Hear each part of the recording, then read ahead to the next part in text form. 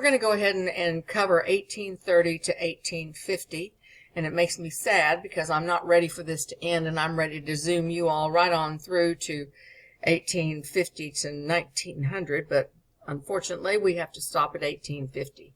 Now what I want you to do is look at the information that's presented here, and I want you to pick at least one of the events that we'll look at here in this timeline and research a little bit more about that, and you'll be creating a little bit longer submission for your research into one or more of these decades. 1830 kicked off with Andrew Jackson signing the Indian Removal Act, which is a very sad period of history. Having negotiated with the Native Americans since the beginning of their pilgrimage, the Indian Removal Act gave Andrew Jackson authority to move Indian troops anywhere he wanted to move them. And a number of the tribes were peacefully resettled, and others did not want to leave their homes and their territory. The trek of the Cherokee Nation in 1839 to 38 to 39 became known as the infamous Trail of Tears, and you can Google that and find more information about that. There have been many versions of this sculpture that is located in the Oklahoma City Cowboy Hall of Fame. There are a number of replicas to be found elsewhere, and this is called End of the Trail. In the triumph of the human spirit, these tribes were relocated against their wishes and against the fact that this was their particular land. But they thrived and they grew and they developed and they became independent nations that accomplished a great deal, and from which are to be found numbers of writings, literature, stories, folklore, Indian lore, poetry, you name it. And you can take any of those tribes and explore that.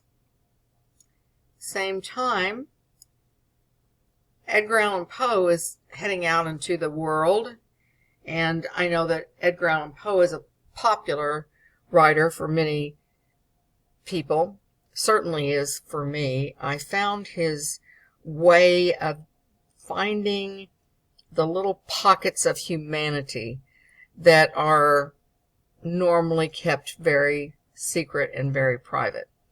And many of his writings show his soul and his wit and his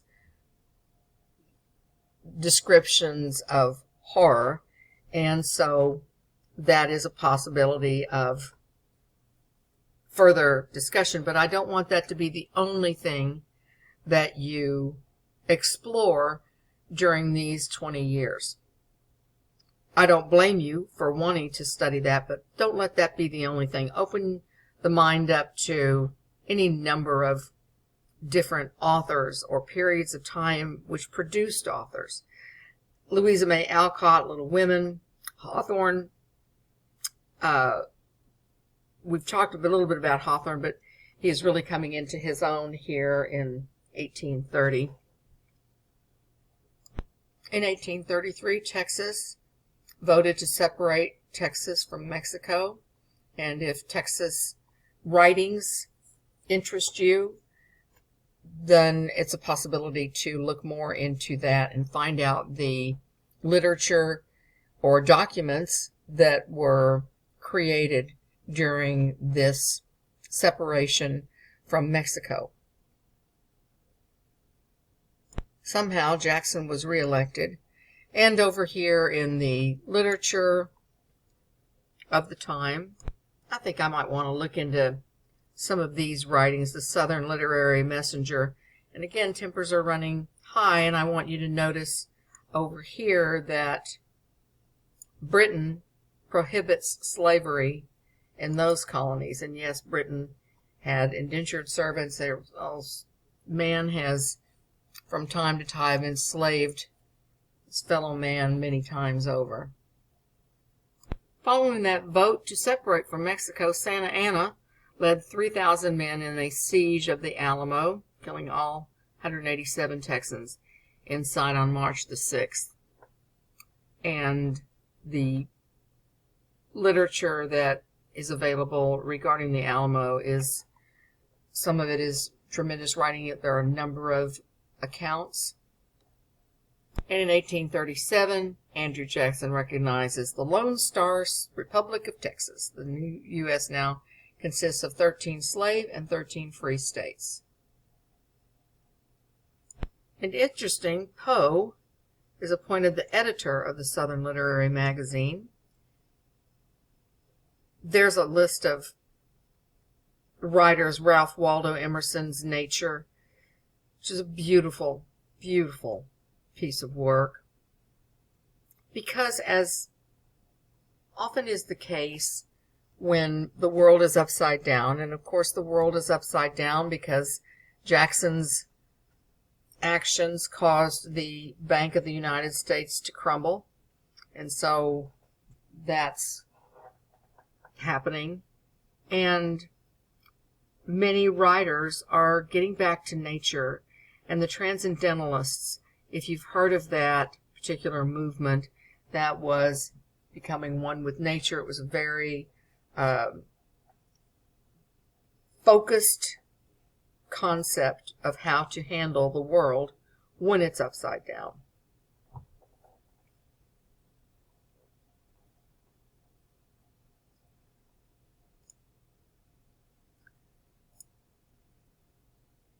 Nathaniel Hawthorne is publishing a number of tales, and you will see below here that I've included one of Hawthorne's short writings, which I'd like for you to read and simply absorb. It's not long, and I want you all to get a feel for that ability to get into the soul of a person. Many of the opportunities for study include literature, travel narratives, descriptive writings, legal documents. All of those are at your disposal to study, depending upon what appeals to you. But one of the things about this particular group of authors is that they have an incredible ability to look into the soul of humanity with limited communication resources, limited numbers of people that they actually see. Nathaniel Hawthorne is a little town. Who could he see? How many people could he know when you think about that? And so it's worth a quick look if that appeals. Okay. The Underground Railroad is organized in 1838, and as you know, that was a means of transporting slaves. People were beginning to follow lines of desperation in helping end the slavery of the United States. Okay, let's move on to 1840. Chivalry was not dead, and as you can see, the Anti-Slavery Convention in London, William Lloyd Garrison and others walk out when women abolitionists are not allowed to be seated as delegates. So, some of the earliest male feminists appear in 1840. Stories of the Oregon Trail describe the trek of 48 wagons to Sacramento in California in the Oregon Trail. It's beautiful descriptive literature from that time. Herman Melville writes in the most descriptive, beautiful way of stories at sea, and I can imagine what it must have been like for people who were landlocked or who were moving or trapped in a little village outside of town and isolated, to read those stories that he created as a result of his sales are incredible.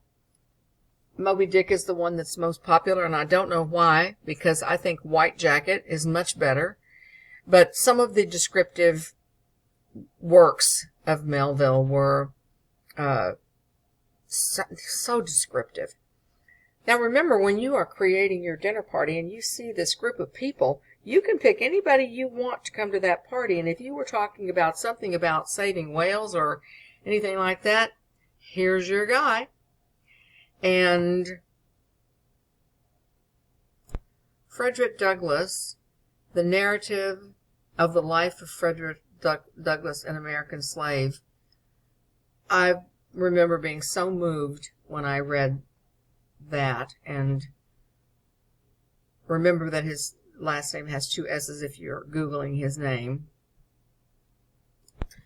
The concept of manifest destiny began in 1845. I did not know that. That is a popular concept and one worthy of study because it's been used so many times. The fulfillment of our manifest destiny to overspread the continent allotted by Providence. It's a very weighted statement. And the Irish immigrants arrive in New York, and that arrival is described in some incredible literature, Irish literature, and worthy of study. In 1847, Abraham Lincoln was a new congressman. Remember, the Civil War was not to take place until 1861. So we're going to end our course of study before that war. And it makes me sad. I wish we were going to carry on. I've enjoyed this with you all so much. I think you might enjoy Walt Whitman, some of the most beautiful poetry ever written. And Whitman was a gay poet, and I have always enjoyed that beautiful descriptive poetry. He wrote a collection of poetry called Leaves of Grass, way ahead of his time as far as open-mindedness, love of humanity.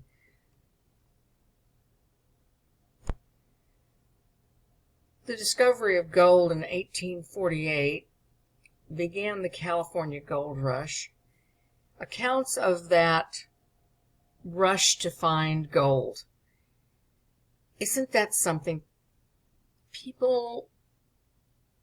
The Alaska Gold Rush is also an interesting period of time, but this California Gold Rush,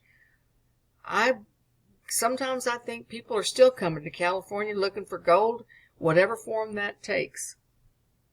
What do you think? Google literature from the California Gold Rush of 1848. See what comes up.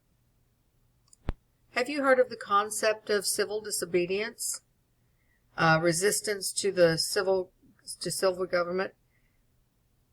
If one of the courses of study that you enjoy are government, anti-government, pro-government, legal documents, this is something to study. And poor Annabelle Lee, poor Poe, and fortunately he dies way too soon.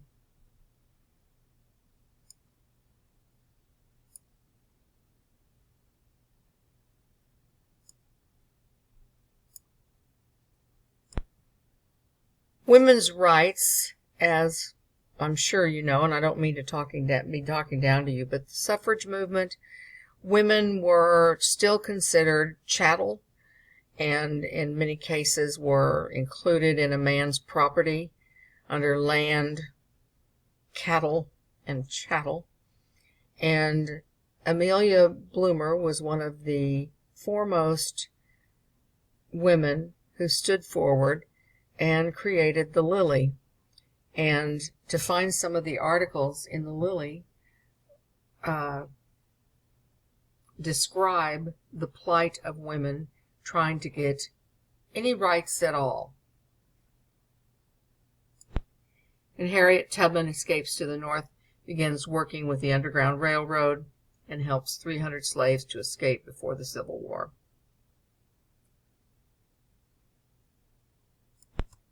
And before we discount any efforts of these early women in standing forth, it's important to remember what they risked to stand up and be counted and insist upon women's rights.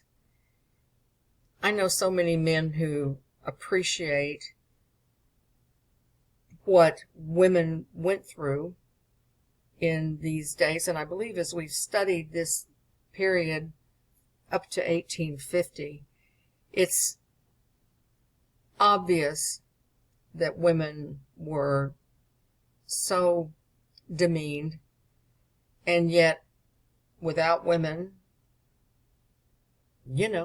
so I believe that for both men and women to take a quick look at this and walk a moment in somebody else's shoes. And that's what we've been doing this semester. We've explored the beauty of Native American culture and lore, and seen the determination of a group of fearless people who were so desperate to leave England and come to a new land where they could be free and create the lives that they wanted to live, only to come to Massachusetts Bay Colony and create basically the same system that they had just escaped. And in other ways, they were fearless and started a new world, and I can't even imagine what courage that must have taken. We've looked at all sorts of beliefs of faith versus reason and religious beliefs and ideals, the development of the southern states and the advent of slavery and the Indian Removal Acts and man's incredible quest and need for land and property. And that is something I would one day really enjoy researching, because it comes down to that fundamental, the ground beneath my feet and what belongs to me. So as you finish up these last years of the course, I want this particular assignment that you will create to include 3 different kinds of literature: a poem, a short story, look over a novel, religious documents, legal documents, travel documentaries, and do a bit of research. You're going to create an actual works cited for this particular submission, and I want you to reflect back on the notes you've made throughout this semester, and I hope you've listed the people that you found interesting, and I hope that that's allowed you to reflect upon the causes that you care about as you live in the world of the 21st century. What causes do you support and care about? Children's rights, gay rights, land, I don't know, whatever. There's so many things to care about. And then I want you to move on after you've completed this assignment and go ahead and move on to the final essay, which will be your dinner party. And some of these people that you have found amazing throughout this journey will be invited to your party. I really am going to miss this semester. I've enjoyed this so much. You all are so bright and so open and worldly. I admire that. When we have thought about this particular period of American literature, the world was so small. Many of these people didn't see a world beyond their farm, their little house. Journals became popular, and there's something that I have always enjoyed reading, journal entries. They're small, and the articles that were published to give people a sense of knowing what was beyond the four walls of their humble homes. The cities were big cities in one way and still small by today's standards. And so thinking of that world view and how many people did those people talk to a day? How many people could Hawthorne have known in a lifetime?